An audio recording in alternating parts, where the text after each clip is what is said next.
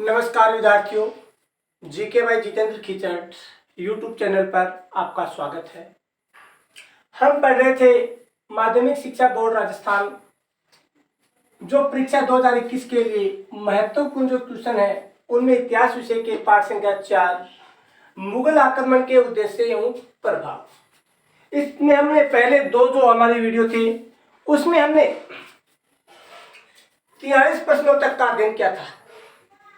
आज हम प्रश्न संख्या 44 से लेकर आगे अध्ययन करेंगे। इस वीडियो को सभी विद्यार्थी अंत तक जरूर देखें और अपने अन्य साथियों को शेयर करें, सब्सक्राइब करें एवं लाइक करें। हमारा प्रश्न संख्या 44 है, महाराणा प्रताप को समझाने के लिए अकबर ने किन किन दरबारियों को भेजा था। अकबर ने अपने 4 दरबारियों को भेजा था। उन दरबारियों के जो नाम है वो क्रम से बताने हैं। एक बार प्रश्न पूछा गया था कि दरबारियों के नाम क्या बताने, क्रम से बताने हैं। तो सबसे पहले उसने किसको भेजा था? जल्लाल खां को भेजा था। सबसे पहले किसको भेजा था? जल्लाल खां को। उसके बाद में उसने मानसिंह को भेजा था जो अकबर का काफी वफादार व्यक्ति था। उसके बाद में उसने मानसिंह के पिता भगवंत दास को भेजा था और उसके बाद में उसने अपने वित्त मंत्री टोडरमल को भेजा था। इन 4 व्यक्तियों को उसने क्रम से इन 4 व्यक्तियों को महाराणा प्रताप को समझाने के लिए भेजा था। लेकिन महाराणा प्रताप ने किसी की बात को नहीं माना और उसने कभी भी क्या मुगलों के अधीन था स्वीकार नहीं की थी। प्रश्न संख्या 45, हल्दी घाटी के युद्ध के बाद अकबर ने महाराणा प्रताप के दमन के लिए किन किन मुगल सेनापतियों को भेजा था। यानी हल्दी घाटी का युद्ध हो गया था, उसके बाद में महाराणा प्रताप को दबाने के लिए अकबर ने अपने किन किन सेनापतियों को भेजा था। तो सबसे पहले उसने किसको भेजा था? शाहबाज खान को। शाहबाज खान को। उसके बाद में अब्दुल रहीम खान खाना।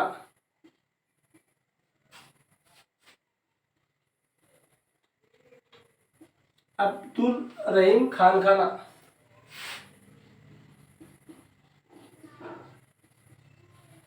खान खाना। और उसके बाद में भेजा था जगन्नाथ कछवा को।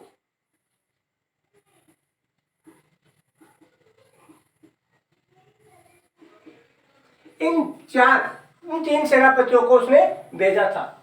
उसके बाद में दिवेर का युद्ध कब हुआ, किन के मध्य हुआ था? प्रश्न संख्या 46, दिवेर का युद्ध कब हुआ, कब किनके मध्य हुआ था? तो दिवेर का युद्ध 1582 ईस्वी में महाराणा प्रताप वह मुगल सेना के मध्य हुआ। मुगल सेना के मध्य हुआ।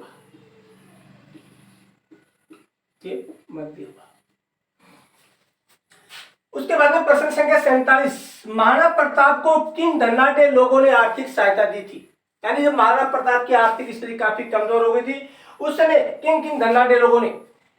भामाशाह, वह उसके भाई ताराचंद ने।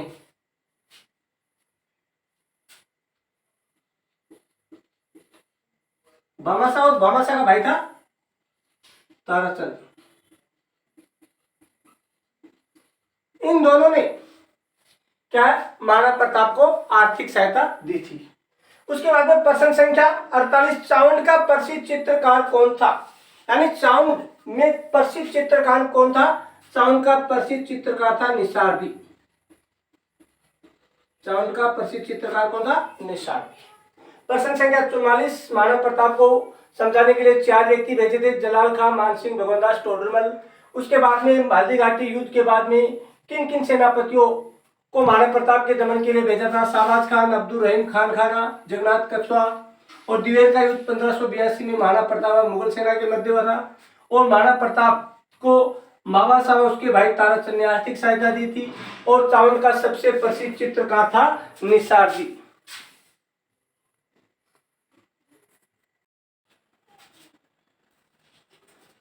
प्रश्न संख्या 49, दुर्गादास राठौड़ का जन्म कब हुआ था।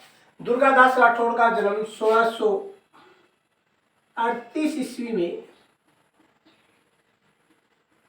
सालवा गांव में हुआ था।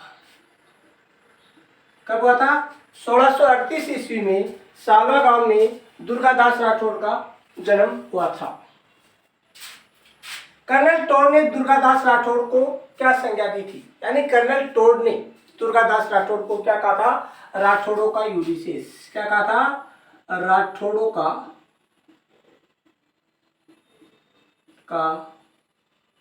यूलिसेस।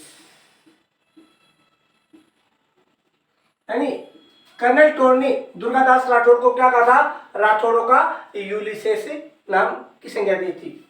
उसके बाद में शिवाजी का राज्याभिषेक कब हुआ था? जून 1674 ईस्वी में। जून 1674 ईस्वी में राजधानी रायगढ़ में, राजधानी रायगढ़ में कहा हुआ था? राजधानी रायगढ़ में जून 1674 ईस्वी को। उसके बाद में मुगलों के विरुद्ध शिवाजी की 4 प्रमुख विजय। मुगलों के विरुद्ध सबसे पहले शाइस्ता खां पर आक्रमण, शाइस्ता खां पर आक्रमण। यह कब हुआ था? शाइस्ता खां पर आक्रमण 1663 ईस्वी में। दूसरा सूरत की लूट,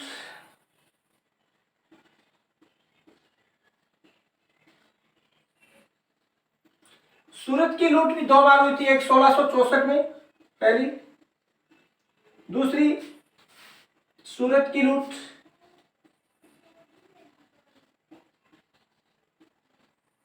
1670 ईस्वी में, और चौथा पन्हाला की विजय।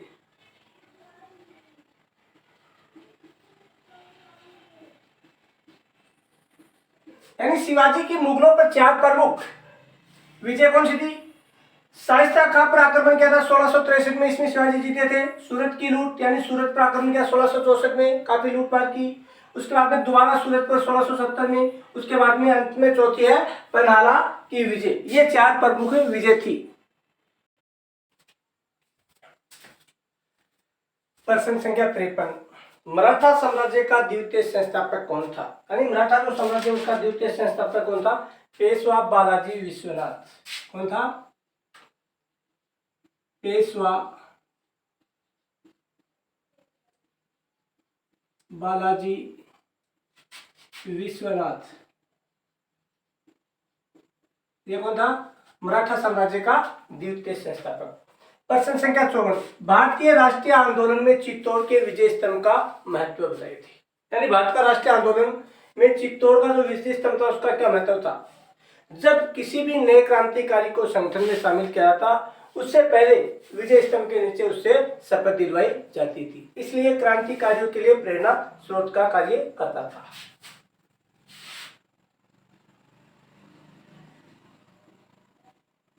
नए क्रांतिकारी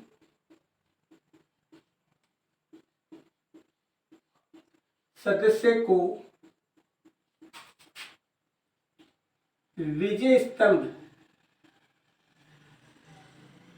के नीचे शपथ दिलवाई जाती थी।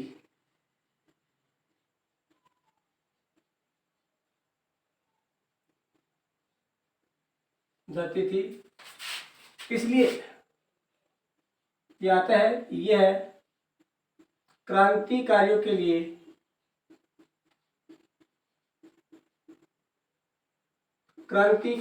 लिए प्रेरणा स्रोत का कार्य करता था। यानी जो क्रांतिकारी है, किसी भी क्रांतिकारी को संगठन में शामिल किया जाता था, उस क्रांतिकारी को इसके नीचे शपथ दिलवाई जाती थी, इसलिए क्रांतिकारियों के लिए क्या है? प्रेरणा स्रोत का कार्य करता था। प्रश्न संख्या 55, चंपानेर की संधि कब हुई थी? चंपानेर की संधि 1565 में मेवाड़ व गुजरात के मध्य हुई थी। 1565 ईस्वी में मेवाड़ व गुजरात के मध्य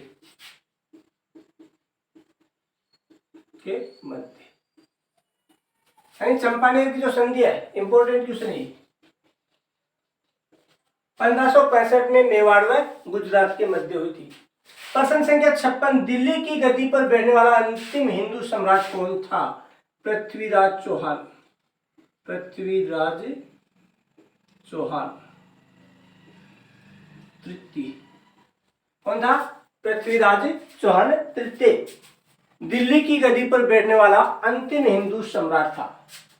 प्रश्न संख्या 57, मारवाड़ की संकटकालीन राजधानी। तो मारवाड़ की संकटकालीन राजधानी थी सिवाना। कौन सी थी? सिवाना। मारवाड़ की संकटकालीन राजधानी थी सिवाना। प्रश्न संख्या 58, किस मुस्लिम इतिहासकार ने हल्दी घाटी के युद्ध में अकबर की तरफ से भाग लिया था? यानी कौन सा इतिहासकार था जिसने हल्दी घाटी के युद्ध में अकबर की सेना की ओर से, यानी अकबर की तरफ से युद्ध में भाग लिया था? तो कौन था? बदायूनी।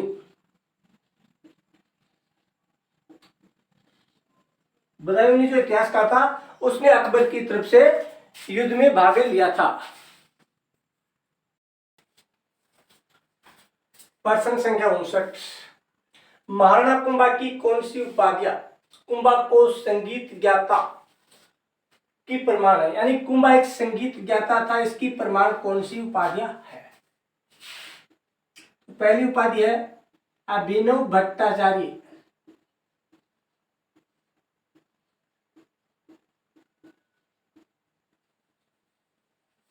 अभिनव भट्टाचार्य। दूसरी उपाधि है वीणा वादन प्रवीण।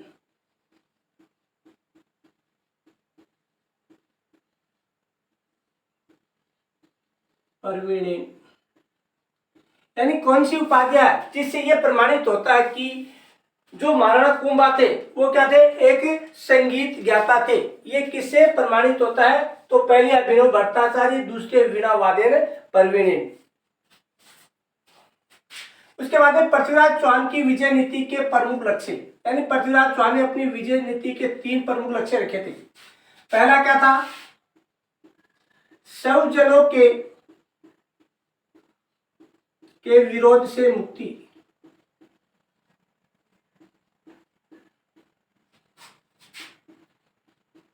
यानी खुद के परिवार के जो लोग थे जो इनके खिलाफ थे उनसे मुक्ति जैसे इनका चाचा था अपर गांगी। उसके बाद में दूसरी, पड़ोसी राज्यों का दमन। पड़ोसी राज्यों का दमन, इसकी जो लक्ष्य नीति थी उसका दूसरा प्रमुख क्या था? पड़ोसी राज्यों का। तीसरा क्या था? विदेशी शत्रुओं से मुकाबला। तीसरा लक्ष्य क्या था?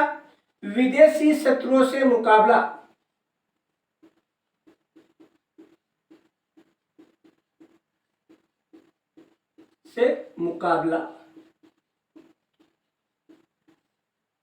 ये उनकी विजय नीति के प्रमुख लक्ष्य थे 3।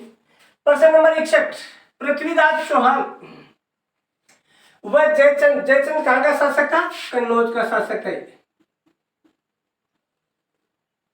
के मध्य वैमनस्य का क्या कारण था? यानी जयचंद और पृथ्वीराज चौहान के मध्य दुश्मनी का क्या कारण था? तो पृथ्वीराज चौहान और जयचंद के मध्य दुश्मनी का प्रमुख कारण था पृथ्वीराज चौहान द्वारा दिल्ली पर अधिकार करना, साथ में ही जयचंद की पुत्री संयोगिता से बलपूर्वक विवाह करना। पृथ्वीराज चौहान द्वारा दिल्ली पर अधिकार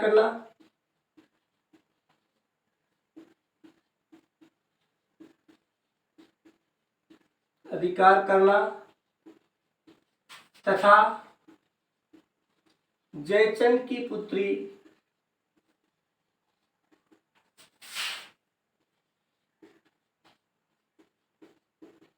संयोगिता से विवाह करना,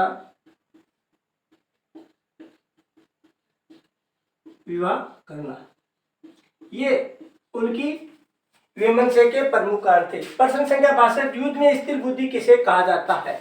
युद्ध में स्थिर बुद्धि वाला शासक किसे कहा जाता? महाराणा कुंभा को। महाराणा कुंभा को। को स्थिर बुद्धि वाला कहा जाता है। महाराणा कुंभा को स्थिर बुद्धि वाला कहा जाता है। ये था हमारा पाठ संख्या 3, जिसमें हमने प्रश्न संख्या 44 से लेकर प्रश्न संख्या 62 तक अध्ययन किया है। इसी प्रकार से हम आगे भी इनके जो अन्य महत्वपूर्ण प्रश्न जो शेष बच गए हैं उनका भी अध्ययन करेंगे। तो सभी विद्यार्थी वीडियो को ज्यादा से ज्यादा लाइक, शेयर एवं सब्सक्राइब करें। इसी के साथ जय हिंद, जय भारत साथियों।